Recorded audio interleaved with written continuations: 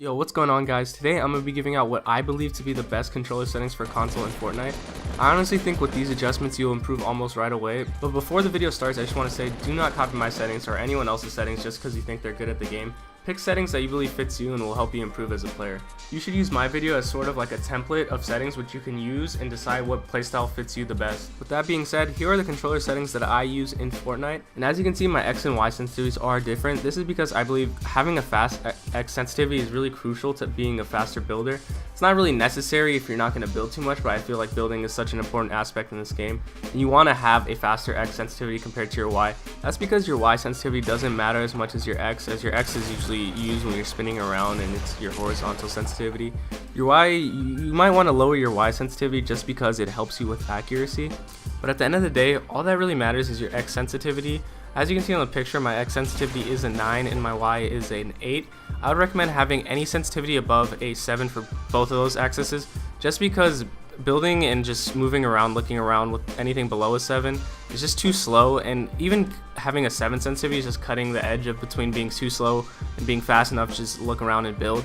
And later in the video you're going to see me build a 1x1 3 stories high with just different sensitivities, well, just ranging from 7 to 10, and anything less than that I obviously didn't try and practice or didn't try and show you guys, just because I don't think it's necessary. I don't think anyone should be playing on that low of a sensitivity. But moving on to build controls, Builder Pro is the best thing that you could get out of any other things in the class, just because of the fact that each key is mapped to its own button.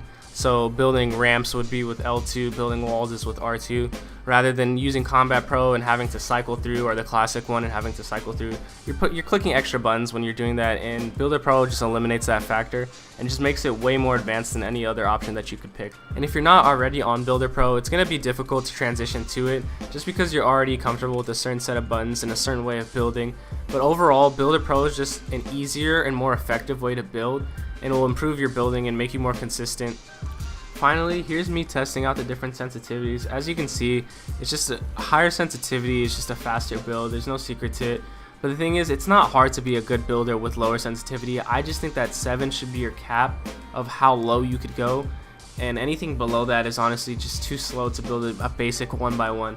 In this video, all these clips are just me building up 1x1 3-story high.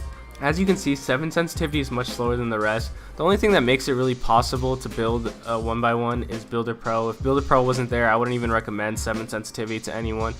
But these tests are to show you the pros and cons of each sensitivity, with 10 being a high sensitivity that helps you build fast, but it also really sacrifices your accuracy, and 7 being really good for your accuracy but sacrificing building speed.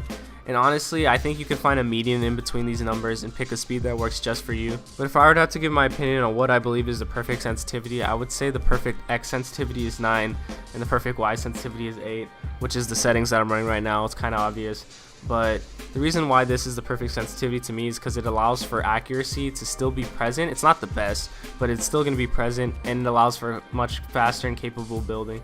As you can see, I didn't cover scope sensitivity or ADS sensitivity throughout the video. That's just for the reason that I left it on default, and for the fact that you shouldn't judge your scoped or ADS sensitivity based off other people's templates or guides. You should use whatever makes you comfortable, as aiming is not something that you can really base off other people's judgments. So going over the points I made in the video, just make sure you pick a sensitivity between 7 and 10.